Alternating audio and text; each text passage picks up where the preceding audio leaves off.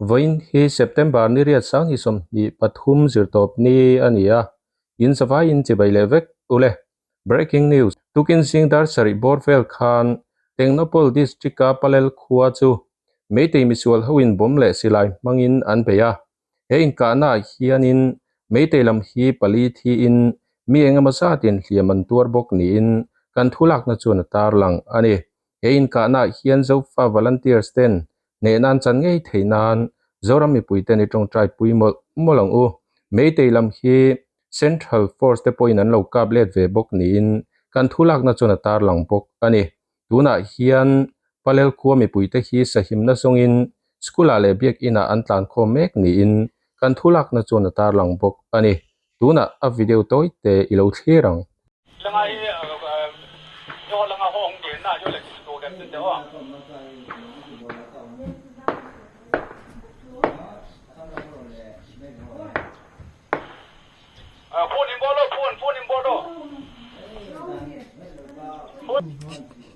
Hi chi mo lang ko hi e mai le ho ang kal do naw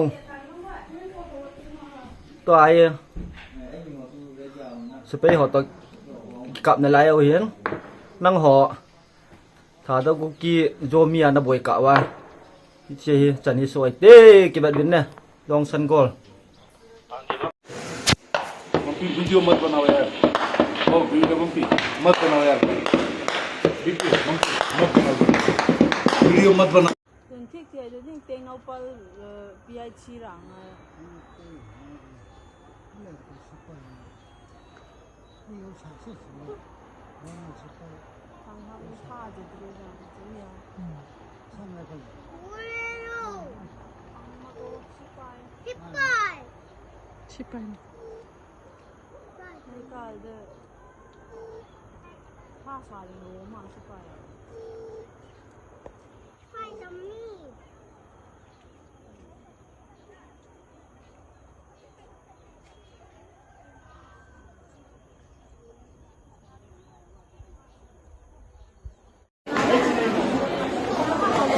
Asal ai tiap. Nato, kada na ko ai.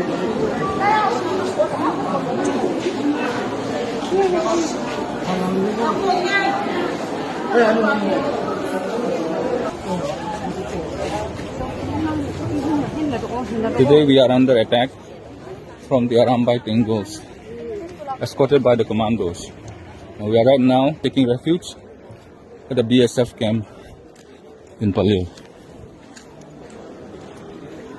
The one I showed you earlier was a community hall here at a school where every women and children have taken refuge.